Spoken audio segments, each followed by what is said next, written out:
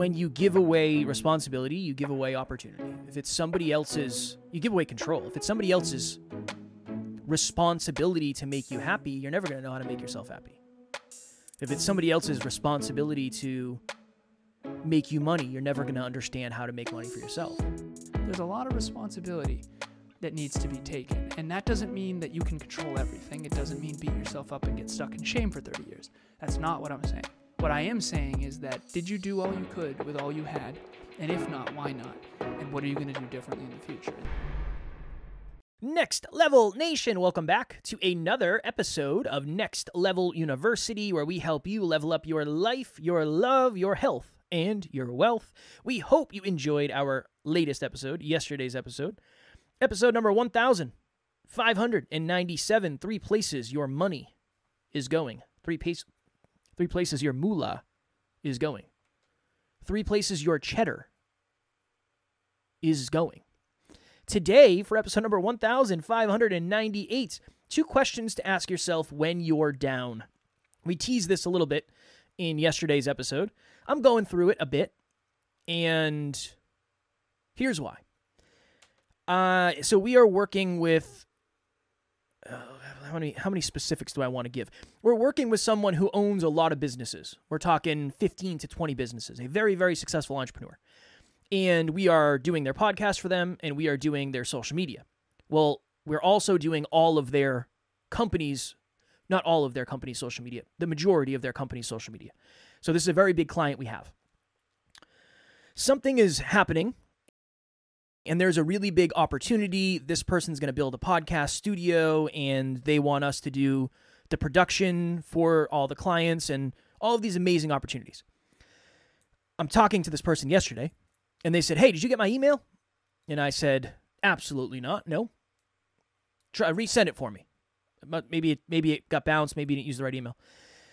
Resent it. Got nothing. Went to my spam folder. My goodness, there are several emails from this client in the spam folder. Ooh. And, not ideal. Tough moment. Yeah, not good. And one of them was something that was very time sensitive, and it was pretty much an interview to get this new opportunity. So I saw that, and I messaged him, and you and I were doing this together, pretty much. This all happened when you and I were supposed to be recording. And I explained what happened, and I took ownership and said, "That's on me." And Alan said, "Dude, you got to check your spam." And I said, "F you, brother. No, you're right. I do have to check my spam." And I was off. I was very much off, and it was very hard for me to move forward with recording the episode that we did yesterday. That's why if I was off at all energetically, that's the reason why. And I stayed up until 10 o'clock last night doing the work that needed to get done in order to hopefully, quote-unquote, win this contract, for lack of better phrasing. And now it's kind of in the wings of whether or not that's going to happen. In the wings, in the winds? I think rolling with it was good. I wouldn't have questioned it. Okay, I appreciate that. If you say something in confidence, people tend to believe it. That's something I've learned. So take that for what it's worth. It's up in the air. I don't know right now because the final decision hasn't been made yet. It's in the wings. It's in the winds. Here's the hard part about this. This is a potential, and I don't say this in a ego, I want to brag way. If anything, it's quite the opposite because I might have lost this forever. But this is something that's worth potentially, let's just say $30,000 to $50,000 a year. This is a really big opportunity. So just for context and the weight of that. So Alan and I were talking at the end of the night, and I said, "I'm just going to stay up and do whatever it takes because that's what I need to do, and let's record an episode. Let me get after this." And I said, I think it would be valuable to do an episode on this because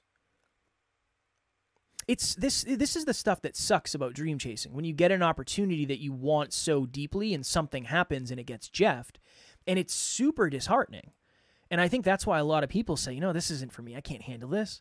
I can't handle the constant ups and downs of dream chasing. I can't handle the heartbreaks of dream chasing.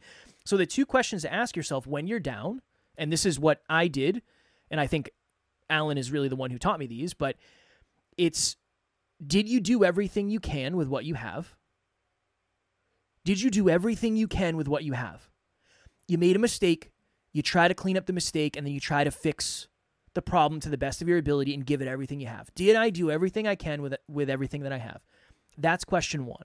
And then question 2 is, did I learn the lesson and did I change because of it? I'm going to be checking my spam folder a lot more often now.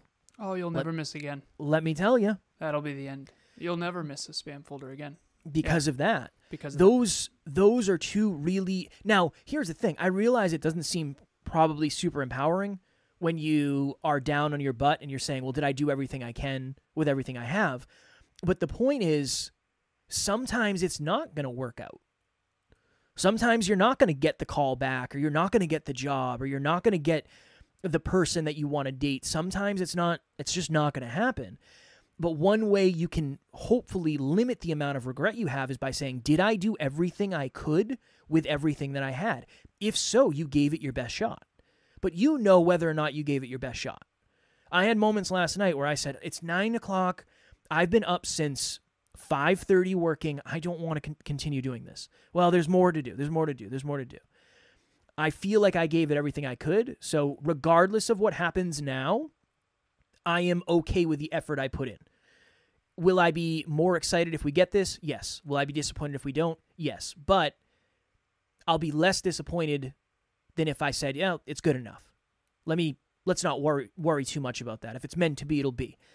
If it's meant to be, I will do the work necessary to hopefully get the result that we desire. So sharing that with the hope that next time you're down, you're not down and out. Next time you're down, you can sit back and say, all right, what did I learn from this that I can put into practice? Did I give it everything I had? If so, I would say you should be a little bit easier on yourself. That's what I would say.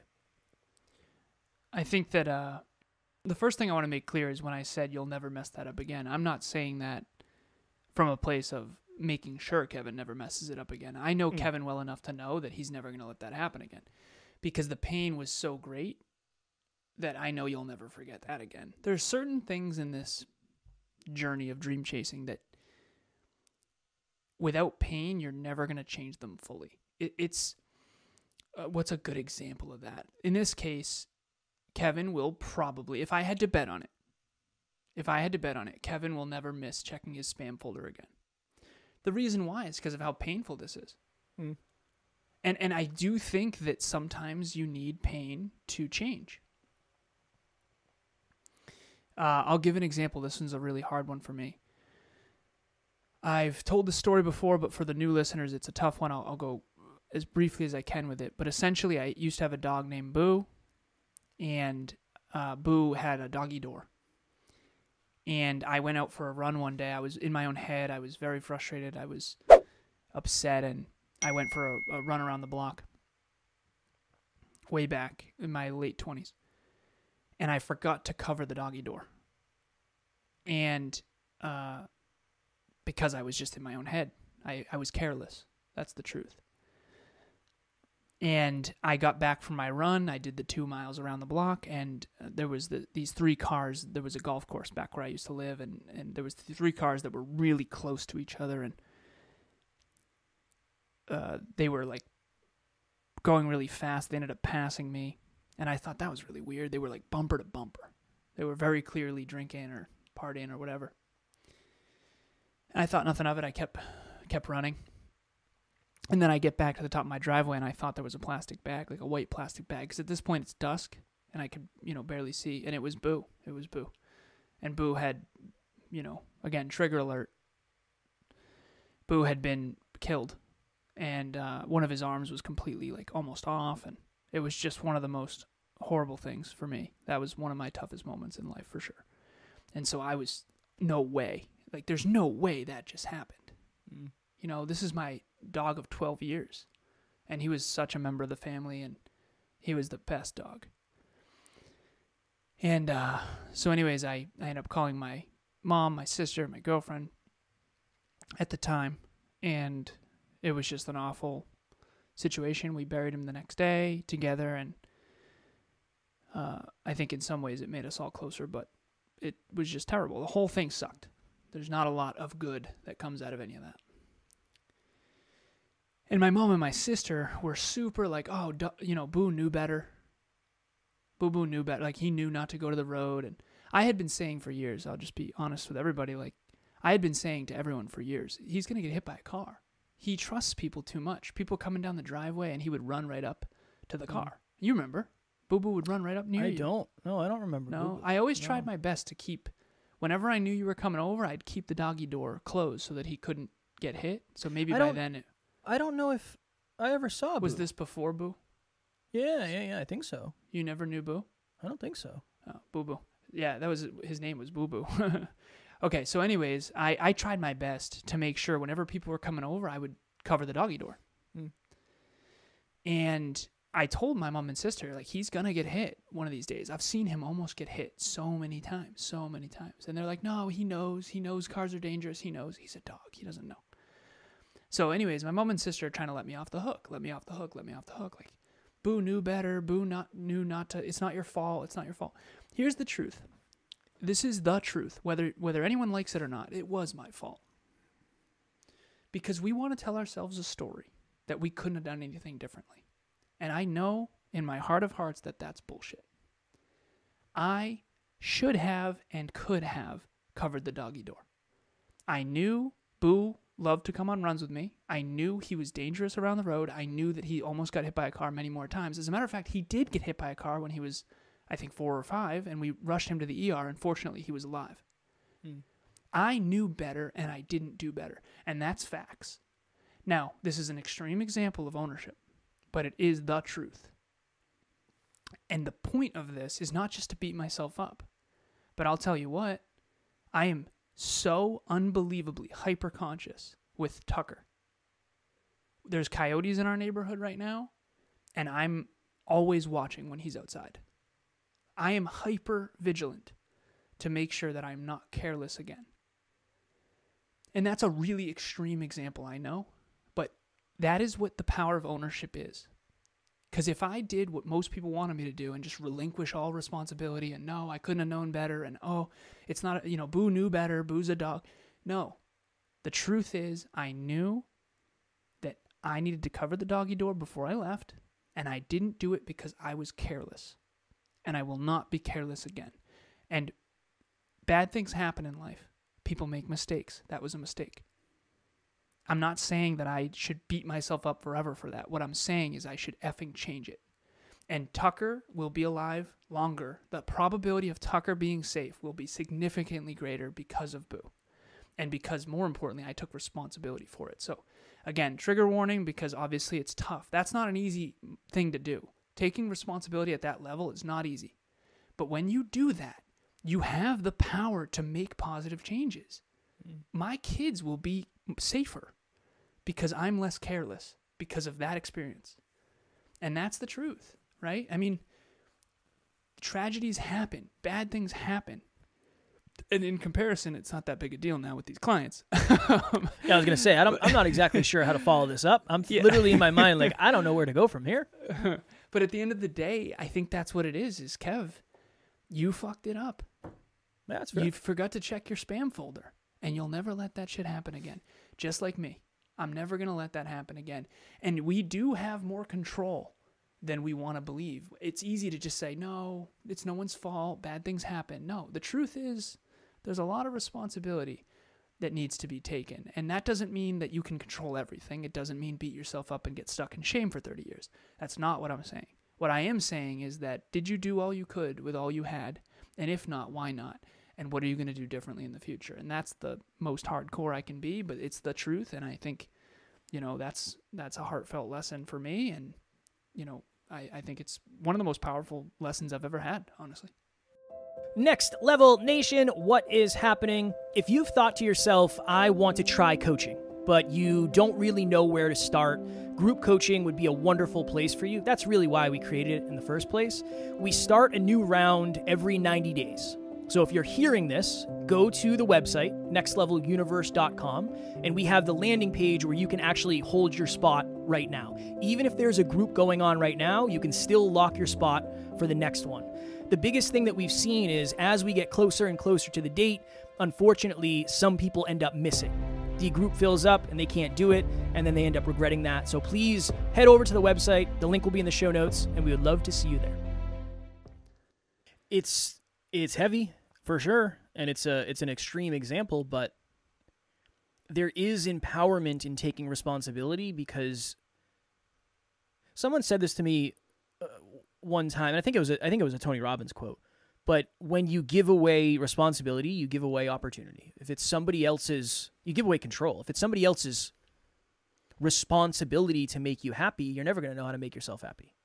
Mm-hmm. If it's somebody else's responsibility to make you money, you're never going to understand how to make money for yourself. So it does. It kind of it handcuffs you in a way. It handcuffs you in a way. And it sucks. It's not making mistakes, again, not necessarily to the level that Alan's talking about. That's a very heavy mistake, but I'm sure we all have our own unique version of that maybe.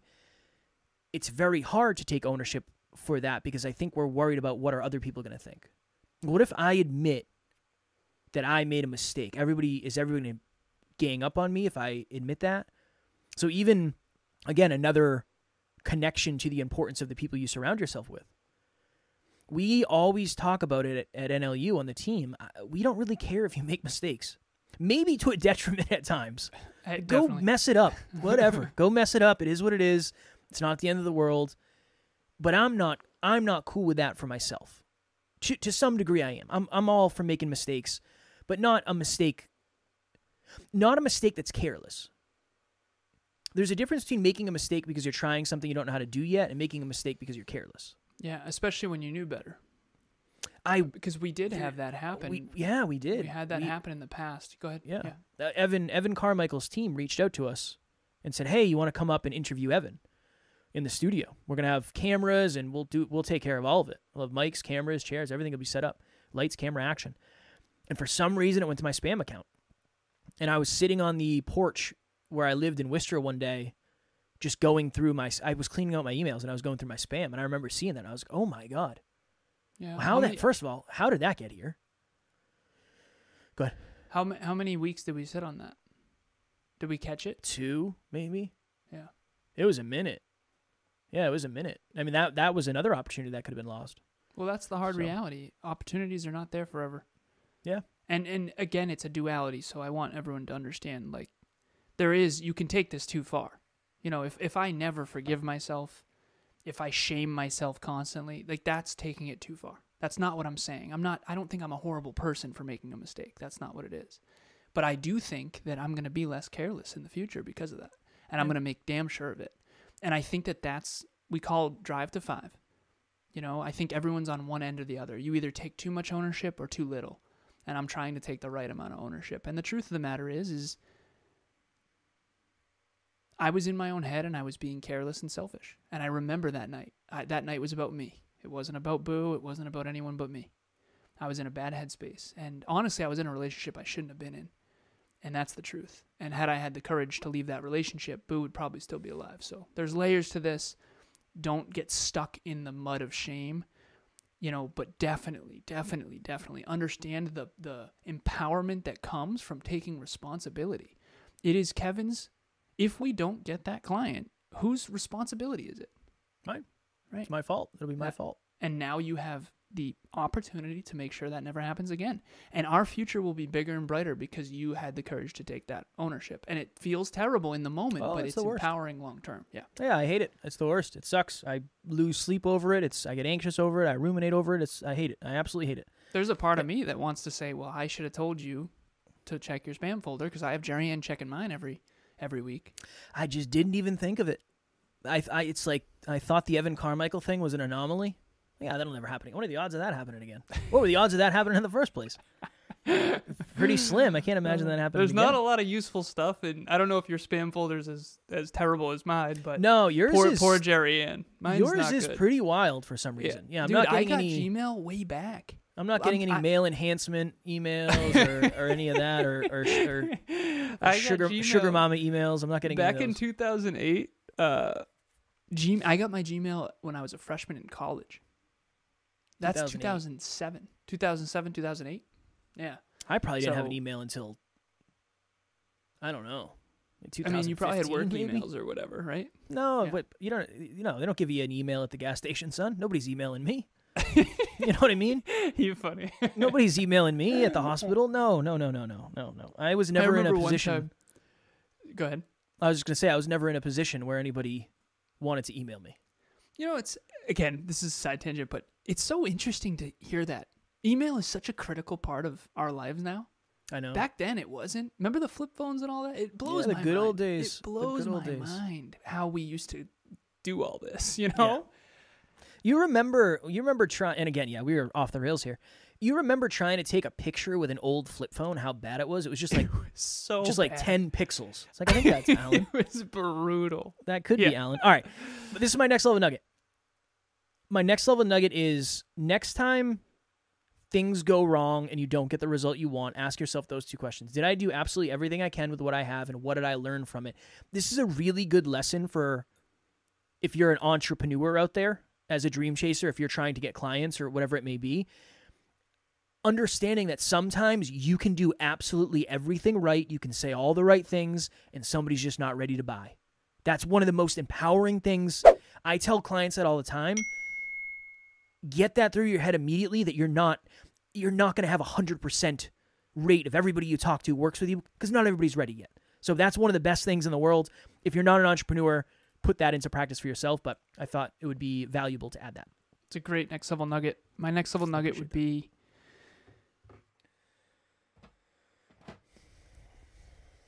take responsibility for your own future.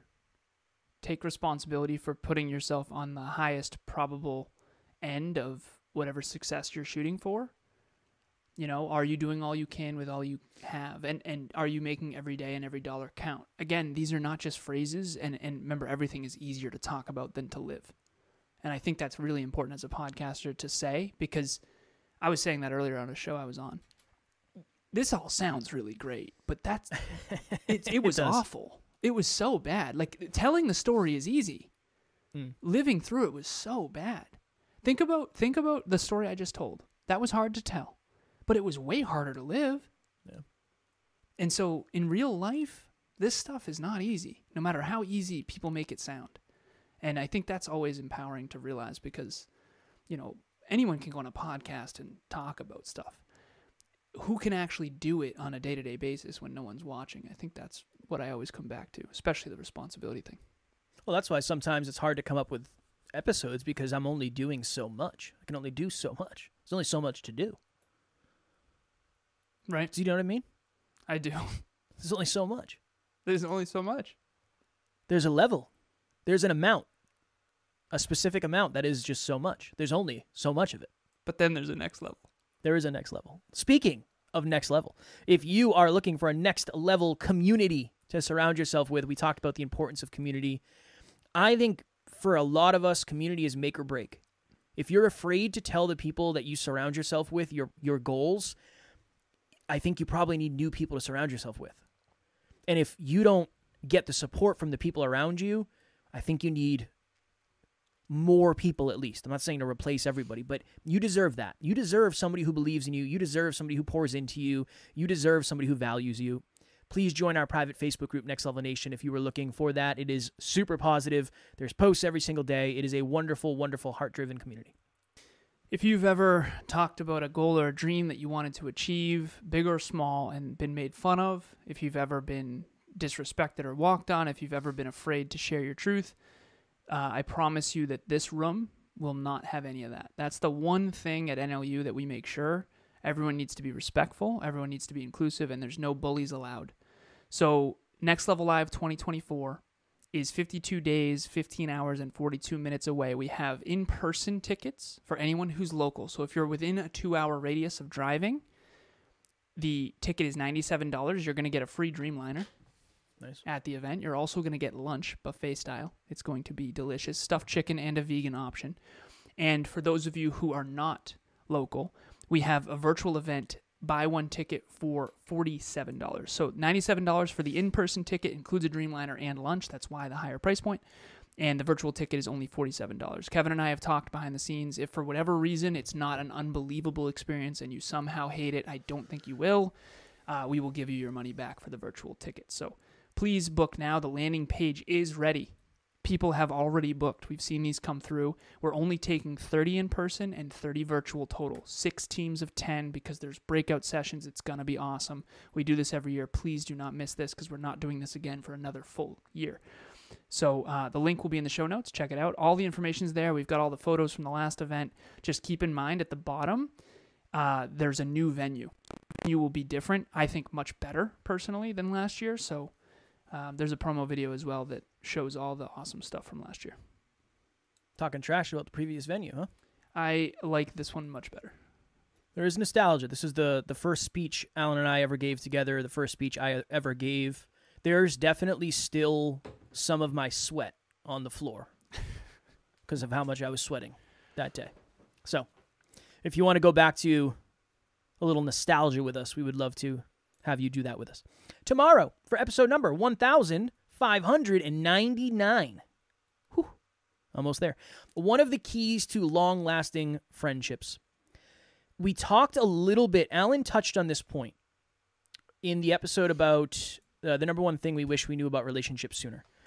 So I moved this episode. It was supposed to be the next one. It was actually supposed to be 1597, and I said, we'll move it a little bit because I want to make sure it doesn't seem too close to that other episode. But I think it's going to be a super valuable episode. And I think it's something that a lot of us really struggle with, especially with family members. So friendships and family members. We'll talk about it tomorrow. As always, we love you. We appreciate you. Grateful for each and every one of you. And at NLU, we do not have fans. We have family. We will talk to you all tomorrow. Take responsibility. Next Level Nation.